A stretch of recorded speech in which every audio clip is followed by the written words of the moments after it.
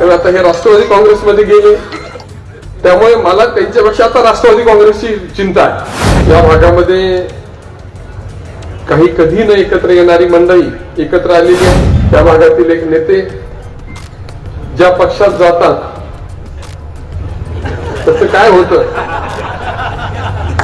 मला सगळं समजलेलं आहे। मी काही फारसं सांगण्याची आवश्यकता नाही असं मला वाटतं। या भागामध्ये काही कधी न एकत्र येणारी मंडळी एकत्र आलेली आहे। मी काही मंडळींचा जाणीवपूर्वक उल्लेख करेल की ज्या मंडळींना या व्यासपीठावरीलच मंडळींनी उभं केलं, त्यांचं नेतृत्व वाढवण्याचा प्रयत्न केला, परंतु सातत्यानं सगळ्यांचा विश्वासघात करणारी मंडळी या ठिकाणी एकत्र आहेत। त्या भागातील एक नेते ज्या पक्षात जातात तसं काय होतं मला सगळं समजलेलं आहे। मी काही फारसं सांगण्याची आवश्यकता नाही असं मला वाटतं। इतिहास पहा आणि आपल्या स्वार्थाशिवाय या मंडळींनी कधीच काही पाहिलं नाही। भारतीय जनता पार्टीच्या माध्यमातून वेगवेगळी पदं मिळवण्याचा प्रयत्न केला, पदं घेतली, वेगवेगळ्या सुविधा घेतल्या आणि ज्यावेळी पक्ष अडचणीत होता त्यावेळी पक्षाचा घात करण्याचा कार्यक्रम या सगळ्या मंडळींनी केला। त्यावेळी ज्यांची विश्वासघाताची परंपरा राहिलेली आहे त्यांना या तालुक्यातील जनता थारा देणार नाही याची मला खात्री आहे। तुमच्याकडे मात्र जो मदत करेल त्याच्या पाठीत खंजीर खुपसण्याचाच कार्यक्रम केला आणि राजकारण म्हणजे आम्हाला वाटेल तसं मनमर्जी करून चालवण्याची व्यवस्था म्हणून काही मंडळी पाहतायत। मगाशी मी सांगितल्याप्रमाणे आपलं जसं कर्म असतं तशी दिशा मिळते।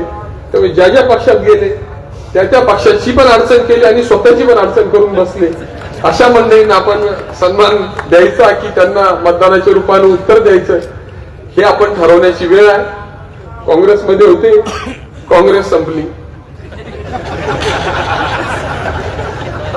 भारतीय जनता पार्टीमध्ये आले, स्वतःही पडले, आमचं सरकार जाईल असं वाटत नव्हतं, यांच्या पायगुणाने ते सरकार पण गेलं।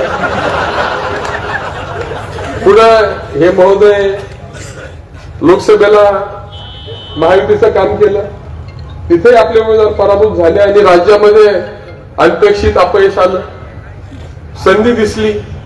आता महाविकास आघाडीचं सरकार येते म्हणल्यानंतर भारतीय जनता पार्टीने मदत केलेली विसरले आणि 400-500 कोटी रुपये सरकार मदत करतं आणि असं इतकं पाठबळ मिळत असताना, आपल्याला केंद्रामध्ये सत्ता मिळत असताना, केंद्रामध्ये मोठमोठी पदं मिळत असताना एक विधानसभा सदस्य होईल आणि मला तर समजलं की कुणी बंगले बघून आलं, कुणी ऑफिस बघून आलं मंत्रालयातलं, मी निवडून येईल, मंत्री होईल, कार्यालय कुठलं घ्यायचं इथपर्यंतची सगळी मजल गेली। परंतु तिथं सुद्धा तुतारी करत गेले आणि त्याचं पुढं काय झालं हेही पडलं आणि तुतारीची अडचण करून झाली। तर आता हे राष्ट्रवादी काँग्रेसमध्ये गेले, त्यामुळे मला त्यांच्यापेक्षा आता राष्ट्रवादी काँग्रेसची चिंता आहे।